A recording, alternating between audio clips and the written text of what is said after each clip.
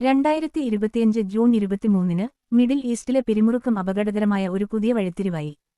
ധീരവും കണക്കുകൂട്ടിയതുമായ ഒരു നീക്കത്തിൽ ഖത്തറിലെയും ഇറാഖിലെയും സൈനിക താവളങ്ങളെ ലക്ഷ്യമിട്ട് ഇറാൻ ബാലിസ്റ്റിക് മിസൈലുകളുടെ ഒരു പരമ്പര വിക്ഷേപിച്ചു.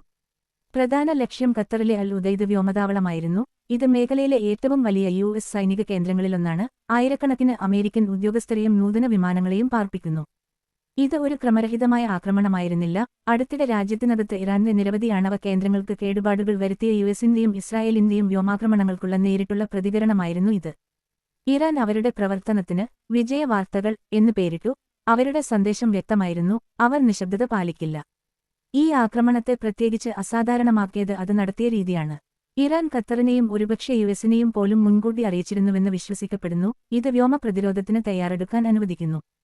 തൽഫലമായി മിക്ക മിസൈലുകളും ഖത്തറിന്റെ പാട്രിയറ്റ് മിസൈൽ സംവിധാനങ്ങൾ ആകാശത്ത് തടഞ്ഞു. ആൾപ്പായമോ കാര്യമായ ഘടനാപരമായ നാശനഷ്ടങ്ങളോ റിപ്പോർട്ട് ചെയ്തിട്ടില്ല. ഇന്റർസെപ്ഷൻ സംവിധാനങ്ങൾ ഭീഷണിയെ നിർവീര്യമാക്കുമ്പോൾ ദോഹയിൽ നിന്നുള്ള വീഡിയോകൾ രാത്രി ആകാശത്ത് തിളക്കമുള്ള മിന്നലുകൾ കാണിച്ചു. ഏതാനും ദിവസങ്ങൾക്ക് മുമ്പ് ഇറാനിയൻ ആണവ കേന്ദ്രങ്ങളിൽ പതിച്ച ബോംബുകളുടെ എണ്ണവുമായി വിക്ഷേപിച്ച മിസൈലുകളുടെ എണ്ണവുമായി താരതമ്യം ചെയ്തുകൊണ്ട് ഇറാൻ ഒരു പ്രതീകാത്മക മുന്നറിയിപ്പ് അയയ്ക്കുകയായിരുന്നു. ഇത് ഒരു ധിക്കാരപരമായ പ്രവൃത്തിയായിരുന്നു. ശക്തിയും കൃത്യയും കാണിക്കാനും പൂർണ്ണ തോതിലുള്ള യുദ്ധത്തിലേക്ക് വ്യാപിക്കുന്നത് ശ്രദ്ധാപൂർവം ഒഴിവാക്കാനും. അന്താരാഷ്ട്രതലത്തിൽ ആക്രമണം അടിയന്തര പ്രതികരണങ്ങളുടെ ഒരു തരംഗത്തിന് കാരണമായി. ഖത്തർ ആക്രമണത്തെ അപലപിച്ചു. അതിനെ അതിന്റെ പരമാധികാരത്തിന്റെ ലംഘനമാണെന്ന് വിളിച്ചു.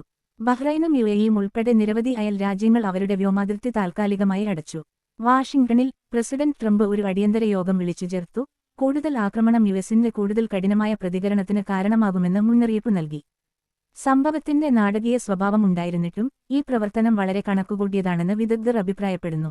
ഇറാൻ അതിന്റെ പ്രതിച്ഛായ പുനഃസ്ഥാപിക്കാനും ബാഹ്യസമ്മർദ്ദത്തിന് മറുപടി നൽകാനുമാണ് ലക്ഷ്യമിട്ടത്. പക്ഷേ യുഎസിന്റെ വൻതോതിലുള്ള പ്രതികാര നടപടികളൊന്നും ഉണ്ടാകില്ല. ആ അർത്ഥത്തിൽ അത് ഒരു സന്ദേശത്തോടുകൂടിയ ഒരു മിസൈൽ ആക്രമണമായിരുന്നു, കേൾക്കാൻ കഴിയുന്നത്ര ഉച്ചത്തിൽ, പക്ഷേ പൂർണ്ണമായ യുദ്ധം ഒഴിവാക്കാൻ തക്ക അളവിലുള്ളത്. ഇറാന്റെ വിദേശകാര്യമന്ത്രിയും റഷ്യൻ പ്രസിഡന്റും തമ്മിൽ കൂടിക്കാഴ്ച നടത്തിയ ശേഷമാണ് ഇറാൻ തന്റെ ന്യൂക്ലിയർ ഫെസിലിറ്റി ആക്രമിച്ചതിന് പ്രതികരമായി ഖത്തറിൽ ഉള്ള അമേരിക്കൻ ബേസുകൾക്ക് നേരെ ആക്രമിച്ചത്. ഇനി സംഭവിക്കാൻ പോകുന്നത് എന്താണ് എന്ന് വെച്ചാൽ ലോകം രണ്ടു ചേരിയായി തിരിഞ്ഞു ഒരു മഹായുദ്ധത്തിലേക്ക് നീങ്ങുകയാണ്. ഇസ്രയേലിലും അമേരിക്കയും യൂറോപ്യൻ രാജ്യങ്ങളും അടങ്ങുന്ന ഒരു സഖ്യവും റഷ്യയും ചൈനയും ഇറാനും അടങ്ങുന്ന മറ്റൊരു സഖ്യവും. ഇന്ത്യ അപ്പോഴും ആരുടെ ഭാഗത്തും ചേരാതെ നിൽക്കാൻ ആഗ്രഹിക്കുന്നു. ഇങ്ങനെ ചേരിയായി തിരിഞ്ഞു യുദ്ധത്തിലേക്ക് പോയാൽ ലോകം നേരിടാൻ പോകുന്നത് വലിയ പട്ടിണിയും സാമ്പത്തിക മാന്ദ്യവുമാണെന്ന് ഓർമ്മിപ്പിക്കുന്നു. കൂടുതൽ വീഡിയോകൾക്കായി എന്റെ ചാനൽ സബ്സ്ക്രൈബ് ചെയ്യൂ.